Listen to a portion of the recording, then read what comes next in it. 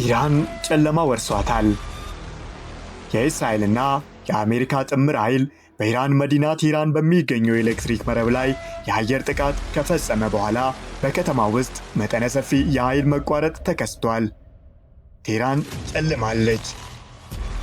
አሁን ላይ በቴህራን የህንፃ ሊፍቶች አይሰሩም።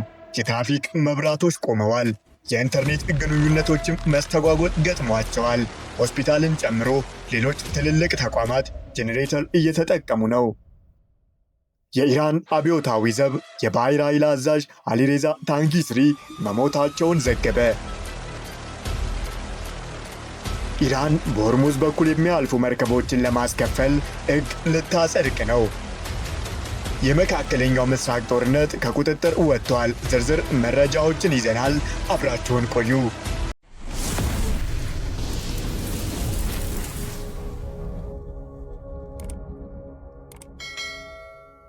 Visuals coming in now from Tehran, where viewers you can see large scale blackouts. ሰበር ዜና ቴህራን ጨለማ ወርሷታል።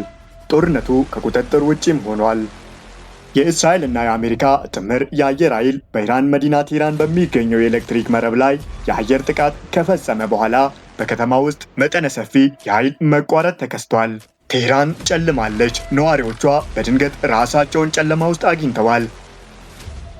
ዘጋቢዎች እንደሚያመለክቱት የኃይል መቋረጡ ቤቶችን፣ የንግድ ተቋማትን፣ የትራፊክ ስርዓቶችንና የመገናኛ አገልግሎትን አጠቃላይ ከ9 እስከ 10 ሚሊዮን ሕዝብ የምትይዘውን ከተማ ላይ ተጽዕኖ አሳድሯል።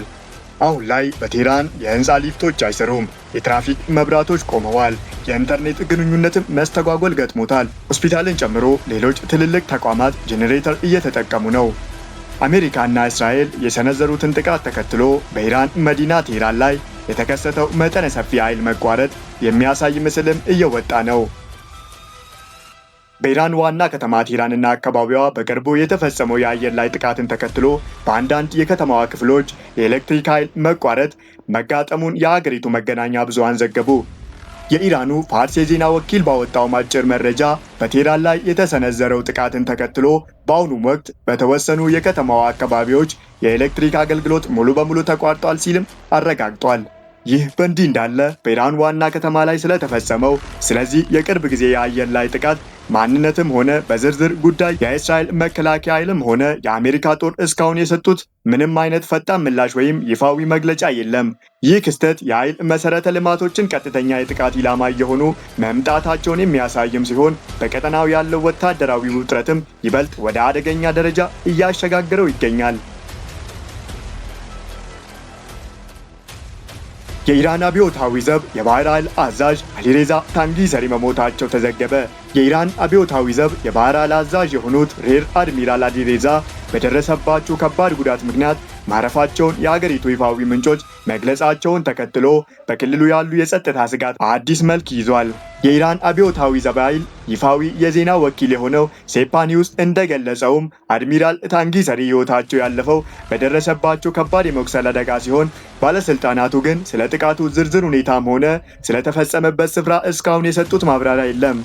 ታንጊስሪ በተለይም ስትራቴጂካዊ ጠቀሜታ ባለው የሆርሙዝ የባህር ሰርጥ ላይ የሚከናወነው ወታደራዊ እንቅስቃሴዎችን በመብራትና የኢራንን የባህር ኃይል ስትራቴጂክ በመቅረጽም ረገድ ቀዳሚ ሚና የነበራቸው አመራር ነበሩ።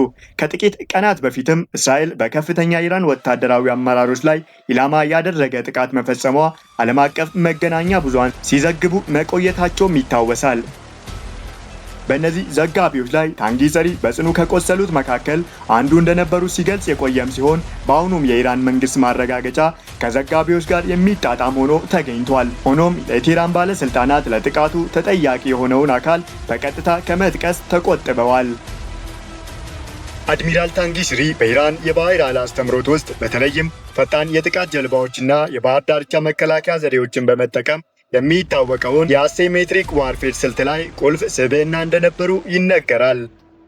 የእሳቸው ሞት በመካከለኛው ምስራቅ ያለው ውጥረት በከፍተኛ ሁኔታ በጨመረበት በዚህም ወቅት በኢራን የባህር ኃይል የውጊያ ዝግጁነትና ሞራል ላይ ጉልህ ተጽዕኖ ይኖረዋል ተብሎ ተገምቷል።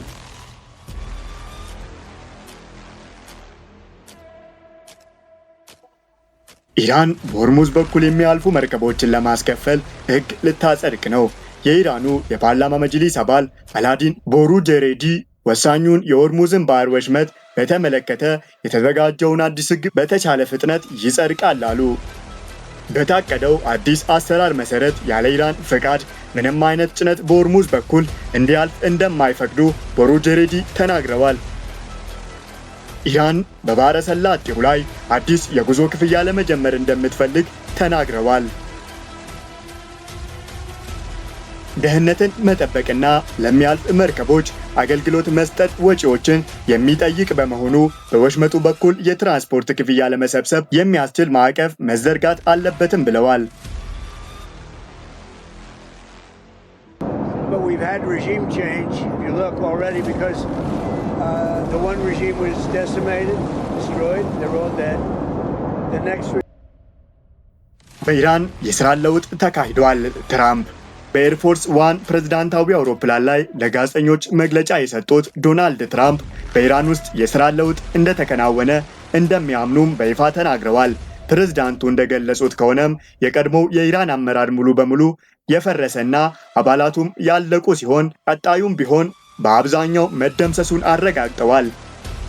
ትራምፕ አክለውም አሁን እየተነጋገሩበት ያለው ሶስተኛው ስርዓት ቀደም ሲል አሜሪካ የገጠሟት አመራሮች ሁሉ የተለየ መሆኑን ጠቁመዋል። የስርዓት ለውጥ ተካሂዷል ብዬ አስባለሁ፣ ከዚህ የተሻለ ውጤት ደግሞ ሊኖር አይችልም ሲሉ አሁን ባለው የኢራን ሁኔታ ላይ ያላቸውን ከፍተኛ እምነት ገልጸዋል። ይህ የፕሬዝዳንቱ ንግግር በኢራንና በአሜሪካ መካከል ያለውን የቆየን ውጥረት ወደ አዲስ ምዕራፍ ያሸጋገረም ሲሆን በዓለም አቀፍ ዲፕሎማሲ ረገድም ትልቅ መነጋገሪያ ሆኗል። ትራምፕ በንግግራቸው የኢራን ፖለቲካዊ መዋቅር ዳግም በማያገግምበት ሁኔታ መመታቱን ለዓለም አሳውቀዋል። የሃይፋ የነዳጅ ማጣሪያ ተመታ። የተመድ የሰላም አስከባሪ ተገደለ። በመካከለኛው ምስራቅ እየተካሄደ ያለው ግጭት እጅግ አስከፊ ደረጃ ላይ መድረሱን የሚያሳዩ መረጃዎች እየወጡ ነው።